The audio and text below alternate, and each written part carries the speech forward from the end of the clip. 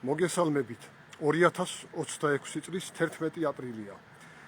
3 საათზე ცოტა მეტი დარჩა საქართველოში აღდგომის დღესასწაულის დადგომამდე.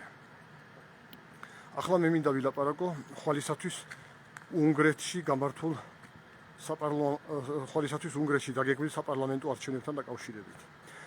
შეიძლება ვიღაცამ თქვას, რომ ამ საღამოს ახლა რა დროს ამაზე ლაპარაკიაო. მაგრამ მე მიმაჩნია, რომ ისეთ საკითხებზე საუბრის დრო, რომლის შედეგებსაც დიდი ალბათობით მნიშვნელოვანი ზეგავლენა ექნება საქართველოს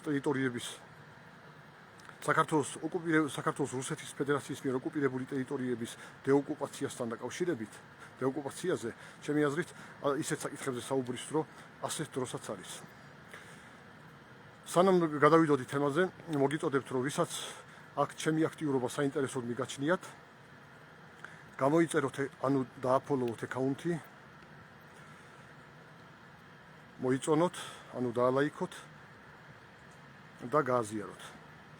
როგორც მოგეხსენებათ, ხვალისათვის უნგრეთში იგეგმება საპარლამენტო არჩევნების ჩატარება.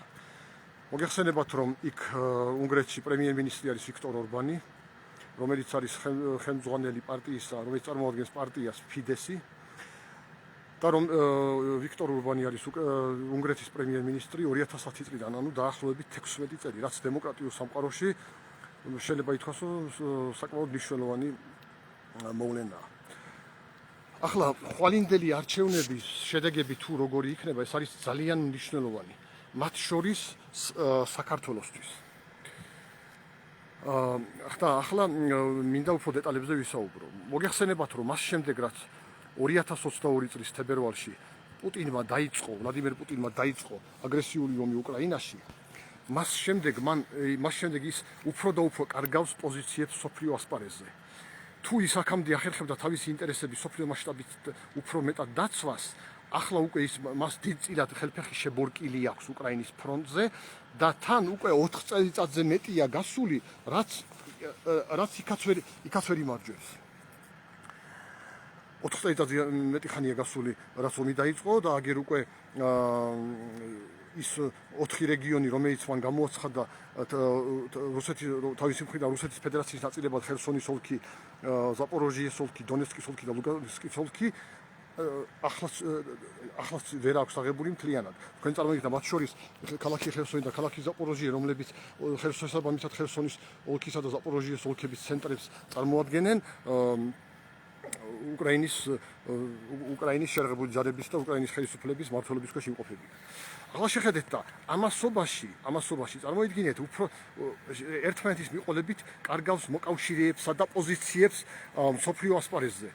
მოგეხსენებათ, ბაშარ ასადი, რომელიც იყო სირიის პრეზიდენტი და რომლის წინააღმდეგაც მიმდინარეობდა შეიარაღებული აჯანყება, მის ძალაუფლების შენარჩუნებას პუტინი ახერხებდა თავისი შეიარაღებული ძალების გამოყენებით. მაგრამ მოგეხსენებათ, რომ მას შემდეგ, რაც მან უკრაინაში დაიწყო აგრესიული საბრძოლო მოქმედებები, მან ვერ შეძლო მისი სათანადო დაცვა და ბაშარ ასადი დაემხო. შემდეგ მოგეხსენებათ, ვენესუელაში ნიკოლას მადუროსთან დაკავშირებით რა მოხდა, როდესაც ამერიკის შეერთებული შტატების მიერ ჩატარებული სპეცოპერაციის შედეგად იგი დაპატიმრებული იქნა და ახლა იმყოფება ამერიკის შეერთებული შტატების ციხეში. ამის გარდა ახლა ირანში რაც ხდება, მოგეხსენებათ, ირანში მიმდინარე პროცესები, ეს ამერიკის შეერთებული შტატებისა და ისრაელის მიერ წარმოებული სამხედრო ოპერაცია, რომელიც ახლა მოლაპარაკების ეტაპზეა და ალბათ გამოჩნდება, როგორ განვითარდება მოვლენები, ესეც სერიოზული დასუსტებაა ვლადიმერ პუტინის, რადგანაც ისე როგორც ვენესუელაში ნიკოლას მადუროს რეჟიმი, ასევე სირიაში ბაშარ ასადის რეჟიმი, ასევე ირანის დღევანდელი რეჟიმი, ესენი ვლადიმერ პუტინის უახლოეს მოკავშირეებს წარმოადგენენ. ეს ერთი, რომ მოკავშირეები დაკარგა, მეორე ის, რომ ამას უყურებს თვითონ რუსეთის მოსახლეობა, ამას უყურებენ მისი მოკავშირე სხვა ავტორიტარი მმართველები და რა თქმა უნდა ისინი ხედავენ, რომ პუტინი ვერ ახერხებს თავისი მოკავშირეების დაცვას, რაც სერიოზულ დარტყმას აყენებს პუტინის მმართველობის და თვითონ პირადად ვლადიმერ პუტინსა და მისი მმართველობის პრესტის. ახლა როდესაც მე ვლაპარაკობ რეჟიმზე, ირანის დღევანდელი რეჟიმიც, ვლადიმერ პუტინის რეჟიმიც, ვენესუელაში ნიკოლას მადუროს რეჟიმიც, რომელიც უკვე დაპატიმრებულია და ბაშარ ასადის რეჟიმიც სირიაში, რომელიც უკვე დამხობილია, ოფიციალურად დემოკრატიის ინდექსის ქვეყნების ჩამონათვალში, როდესაც არის დემოკრატიის ინდექსის მიხედვით, მათ შორის მედია კომპანია ეკონომისტის სიაში ოფიციალურად 4-ვე ზემოსწრებული რეჟიმი არის ავტორიტარული რეჟიმების სიაში.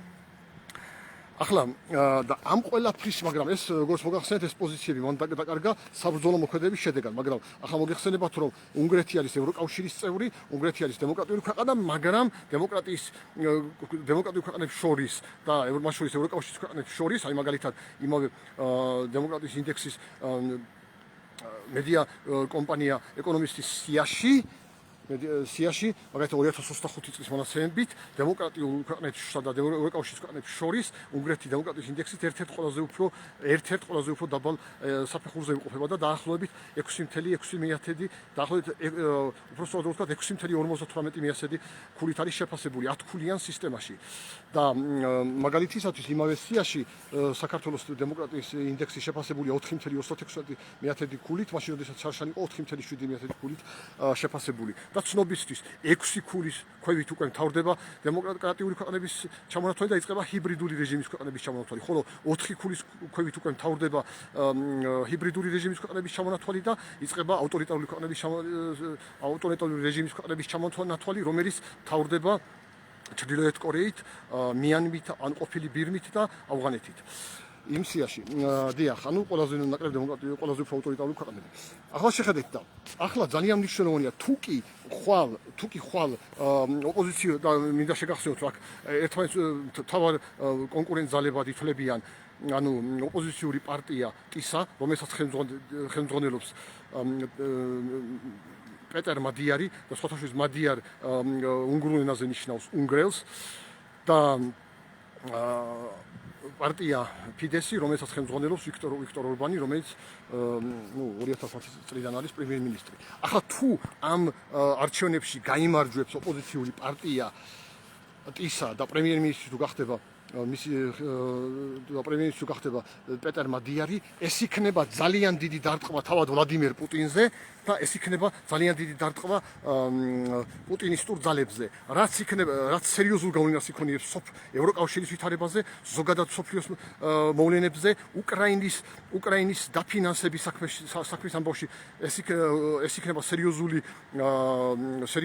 პლუსი, ხოლო რაც შეეხება კონკრეტულად საქართველოსთან მიმართებაში, მინდა გითხრათ, საქართველოსთან მიმართებაში ეს იქნება საკმაოდ პოზიტიური მოვლენა გამომდინარე იქიდან, რომ თუ კი ვლადიმერ პუტინის პოზიციები, შეხედეთ, რაც უფრო მეტად შესუსტება ვლადიმერ პუტინის პოზიციები, მით უფრო მეტი ალბათობა არსებობს საქართველოს რუსეთის ფედერაციის მიერ ოკუპირებული ტერიტორიების დეოკუპაციისა. ახლა თქვენ წარმოიდგინეთ, თუ აი დაუშვათ და აი ზოგიერთი ჩვენთანაც საქართველოს როიან პუტინისტები, აი და პუტინის გამარჯვება რო უნდა ზოგ-ზოგს, თუ კი პუტინი გაიმარჯვებს, მაშინ როგორ შეიძლება მოხდეს საქართველოს რუსეთის მიერ ოკუპირებული ტერიტორიების დეოკუპაცია, რა პუტინს გული აუჩუყდება და უარს იტყვის დეოკუპაციაზე. შეხედეთ, დეოკუპაცია შეიძლება მოხდეს ერთი თუ დამარცხდება პუტინი, მეორე თუ პუტინს ისე გაუჭირდება, რომ თვითონ იძულებული გახდება ნებით თქვას უარი ოკუპაციაზე. აი მაგალითად, როგორც იძულებული გახდა, რომ ნებით არ ჩარეულიყო ვენესუელის ოპერაციაში, ნებით არ ჩარეულიყო ბაშარ ასადის მას ჩაერია, მაგრამ მაინც ვერ უშველა, ნებით არ ჩარეულიყო აშკარად ირანში მიმდინარე პროცესებში და ასე შემდეგ. აი შეიძლება ვითარება ერთი ის თუ დამარცხდება, მეორე ის თუ ისე გაუჭირდება, რომ იძულებული გახდეს, რომ ნებით თქვას უარი დეოკუპაციაზე, ხოლო მისი გამარჯვების შემთხვევაში კი, რა თქმა უნდა, მას თქვათ და ასეთი რამე რომ მოხდეს, მას გული არ აუჩუყდება და ისა რა ქვია, ამიტომ არ იტყვის უარს ოკუპაციაზე. და გარდა ამისა, ძალიან მნიშვნელოვანია საქართველოსთვის ის, რომ პუტინი ზოგადად საქართველოში ვერც ერთი ხელისუფლება ვერ დაამყარებს ავტორიტარულ რეჟიმს, ისეთ როგორიც ოფიციალურად არის აღიარებული რუსეთის ფედერაციაში, ბელორუსიაში, მით უმეტეს ირანში, თუ არ იქნება დიდი მოკავშირე მეზობელი დიქტატორის მხარდაჭერა.